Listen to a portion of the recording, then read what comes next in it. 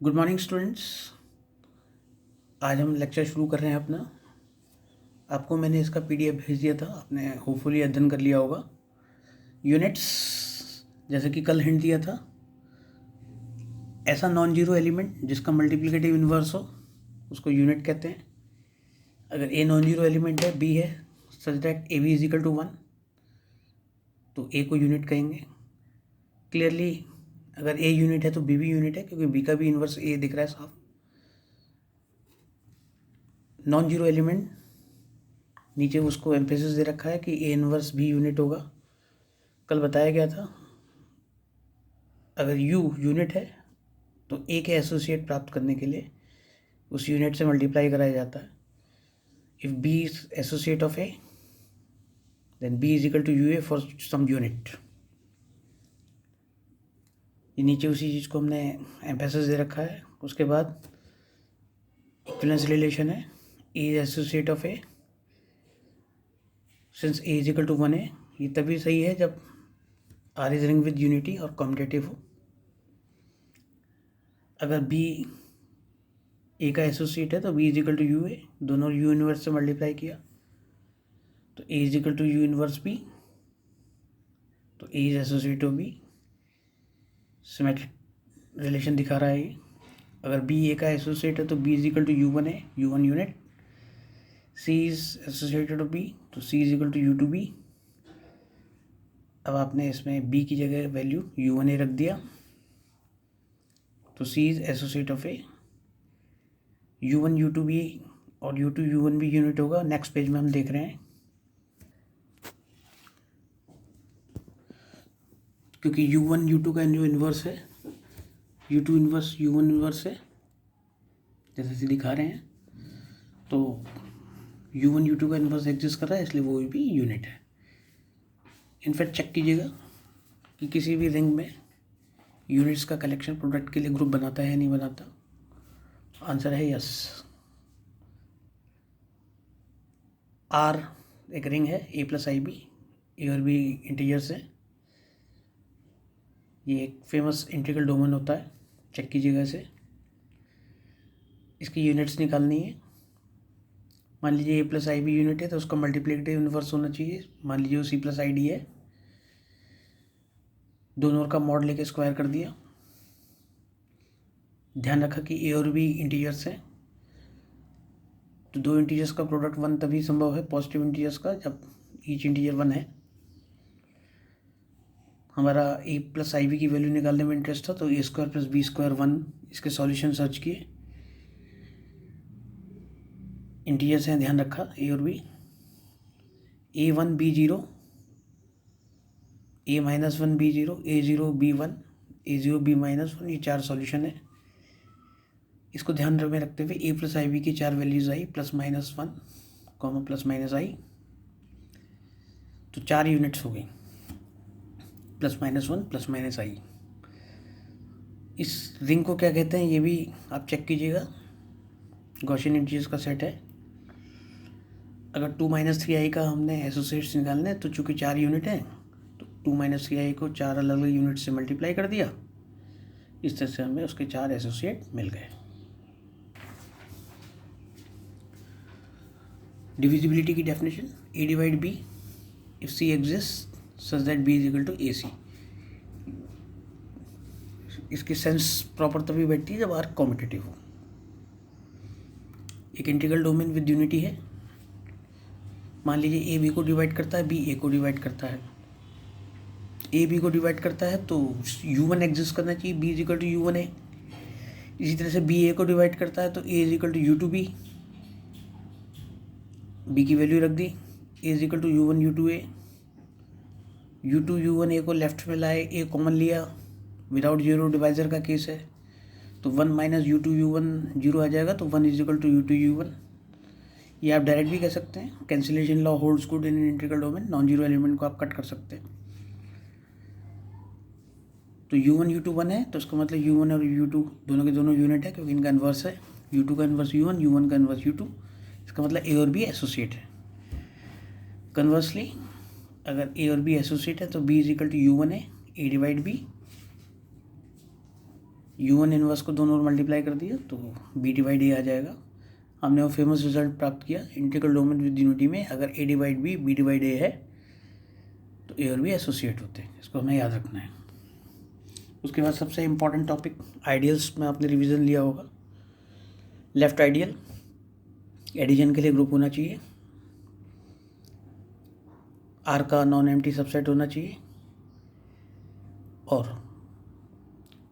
R अगर capital R से लें, A S से लें तो RA R में होना चाहिए, जैसे कि दिखा रहे हैं। इसको लेफ्ट आइडियल बोला जाता है। राइट आइडियल के लिए AR R में होना चाहिए। S की मल्टीप्लिकेटिव क्लोजर प्रॉपर्टी से थोड़ी स्ट्रॉन्ग है क्योंकि R जो है S का ना होके R का है, तो एक स्ट्रॉन्ग प्रॉपर्टी है। क्लोजर में तो R और A दोनों के दोनों S में होने चाहिए मल्टीप्लिकेटिव में, लेकिन यहाँ R कैपिटल R से लिया गया है। इसी तरह से राइट आइडियल पढ़ेंगे आप। जो आइडियल जब लेफ्ट और राइट आइडियल दोनों होता है तो हम उसको आइडियल बोलेंगे। उसके बाद फेमस थ्योरम्स है, इंटरसेक्शन और two left ideal is left ideal, intersection और two right ideal is right ideal, R B intersection of ideals वगैरह वगैरह वगैरह बुक से देख के आप कर लें। R is subset of R, naturally ideal होने की सब कंडीशन पूरी करेगा आर, तो R is always a ideal of R. इसी तरह से एडिटिव आइडेंटिटी वाला सेट, ये भी हमेशा आइडियल की कंडीशन को पूरी करेगा। ये इम्प्रॉपर आइडियल्स कहलाते हैं। इसके अलावा जो भी आइडियल संभव है वो प्रॉपर आइडियल्स कहलाते हैं। एक खास बात यह है कि आइडियल्स जो हमारे काम के होते हैं ज़्यादातर यूनिटी कंटेन नहीं करेंगे, क्योंकि जिस आइडियल में यूनिटी होगी, जैसे आप देख रहे हैं 1 इज कंटेन्ड इन S, तो क्योंकि वो आइडियल है तो अगर आप R का 1 से प्रोडक्ट करेंगे तो वो R ही आ जाएगा। इसका मतलब capital R is subset of S, capital R तो फादर सेट है, S is subset of R, दोनों को मिला के S is equal to R आ जाएगा, यानी वो ओरिजिनल R है। यानी कोई भी प्रॉपर आइडियल 1 को कंटेन नहीं कर सकता। फील्ड के कोई प्रॉपर आइडियल नहीं होते हैं। मान लीजिए फील्ड का कोई आइडियल होता है, अगर नल आइडियल है तो null ideal is always generated by 0 सोच सकते हैं आप। मान लीजिए कोई नल आइडियल नहीं है तो आइडियल में एक नॉन जीरो एलिमेंट होगा, वो एलिमेंट फील्ड में भी होगा और फील्ड में उसका इन्वर्स होगा। उसको उठाइए और ए इन्वर्स ए एस में होना चाहिए। आर का रोल ए इन्वर्स प्ले कर रहा है, but A inverse a field में 1 होता है, 1 एस में हो जाएगा। और थोड़ी देर पहले हमने बोला था कि जब भी किसी आइडियल में 1 होता है तो S is equal to original ring हो जाता है। इसके इसमें रिंग फील्ड है तो S is equal to F हो जाएगा। एक बहुत इम्पॉर्टेंट चीज़ हम अब आ रहे हैं कि ideal generated by any given subset of R की क्या डेफिनेशन है। मान लीजिए ए कोई आर का सबसेट है, हम कब कहेंगे कि S is generated by A, तो उसकी डेफिनेशन ये है कि A should be contain in S, जो कि मैंने दिखा रखा है, एंड ए इज जिन अदर आइडियल्स में ए अगर होगा, मान लीजिए S1 S2 SN वगैरह अन्य आइडियल हैं जो ए को कंटेन करते हैं, तो S is contain in S1, S is contain in S2 and so on. यानी S should contain A and is contain in every other ideal which contain A। यानी S A को contain करेगा, यानी A subset of S है, और A को contain करने वाले जितने भी आइडियल्स हैं S उनमें कंटेन होगा। तब हम बोलेंगे S ideal is generated bye A। मान लीजिए ये सेट सिंगल्टन सेट है, स्मॉल a उसमें इकलौता एलिमेंट है, तो ऐसी पोजीशन आएगी जिसको हम शॉर्टकट में ऐसा लिखते हैं, ये सेट का सिंबल हम नहीं लिखते, तो ये ideal generated by single element है। ऐसे आइडियल को प्रिंसिपल आइडियल बोलते हैं। An ideal is called principal ideal, it is generated by if it is generated by single element. एक बहुत बड़ा इंपॉर्टेंट ऑब्जर्वेशन है, मान लीजिए R is a competitive ring with unity है। ध्यान रखना, कंडीशन ज़रूर पढ़ लीजिएगा जब भी आप बुक से अध्ययन करें।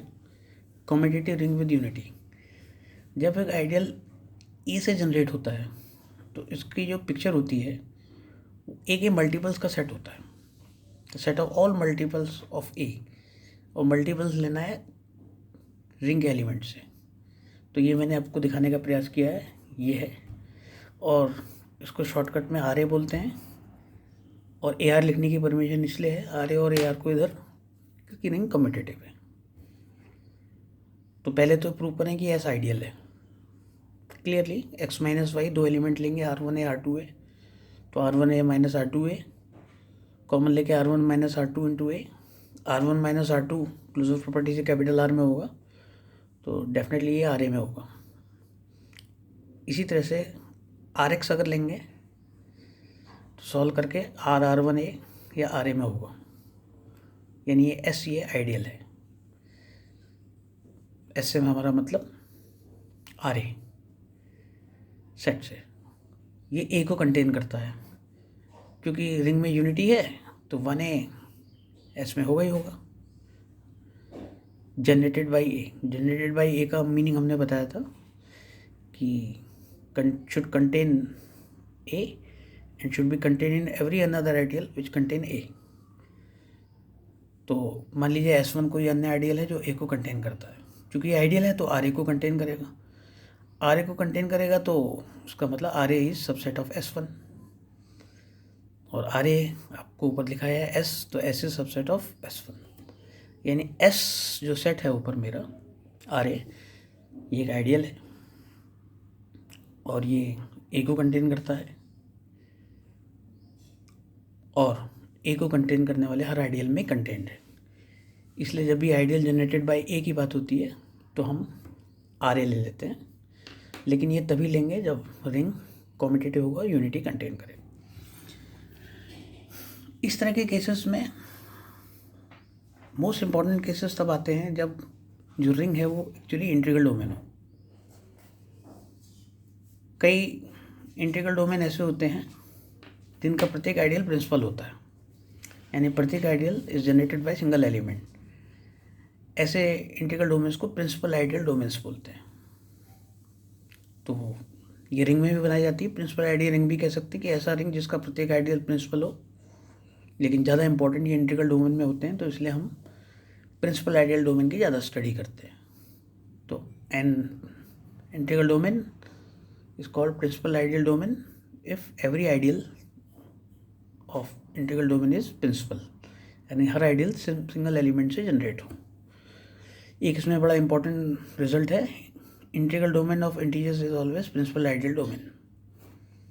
जेड आपको दिखा रखा है 0 +-1 +-2, एस का कोई भी आइडियल दे दिया, अगर एस नल आइडियल है तो नल आइडियल को 0 से जनरेटेड माना जा सकता है, क्योंकि 0 का कुछ भी मल्टीपल लेंगे वो 0 ही आएगा।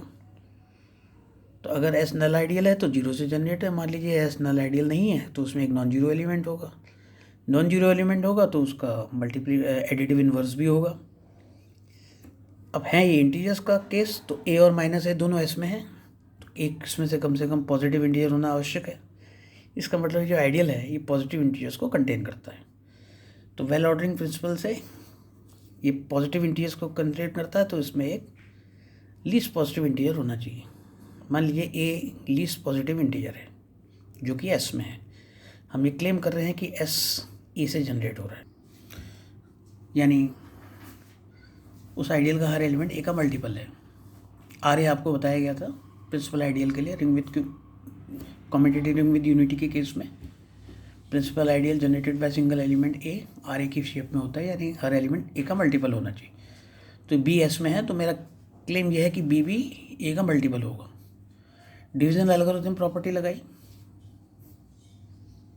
B can be written as A Q plus R. मान लीजिए बी से एक ए से बी को डिवाइड किया गया है, तो क्यू क्वोशिएंट है, आर रिमाइंडर है। रिमाइंडर आप जानते हैं तो 0 होगा या ए से कम होगा। अब बी तो एस में ही है, ए क्यू भी एस में होगा क्योंकि एस आइडियल है, और ए एस में है तो क्यू ए भी एस में होगा। क्यू ए और ए क्यू ए की बात है, कम्यूटेटिव है वो। तो क्लोजर प्रॉपर्टी से बी माइनस ए क्यू भी एस में होगा, तो इस तरह से आर भी एस में होगा। जो रिमाइंडर है वो एस में होना चाहिए। रिमाइंडर की जो कंडीशन है जीरो और ए के बीच में लाई कर रहा है, उसको दो भागों में बांट लिया, या तो आर जीरो है या जीरो से ए के बीच में है। अगर आर जीरो से ए के बीच में है तो पॉजिटिव इंटीजर है, और ए से छोटा है वो हो नहीं सकता, क्योंकि ए ही लीस्ट पॉजिटिव इंटीजर था जो एस में है। इसका मतलब आर जीरो में है। आर जीरो है तो B is equal to A Q हो गया, यानी बी जो है ए का मल्टीपल हो गया। तो हर एलिमेंट आइडियल का ए का मल्टीपल हो गया, तो प्रिंसिपल आइडियल हो गया generated by a. Henceforth. Thank you. Next lecture जल्दी से जल्दी मैं अपलोड करूँगा, आपको बताऊँगा। Thank you.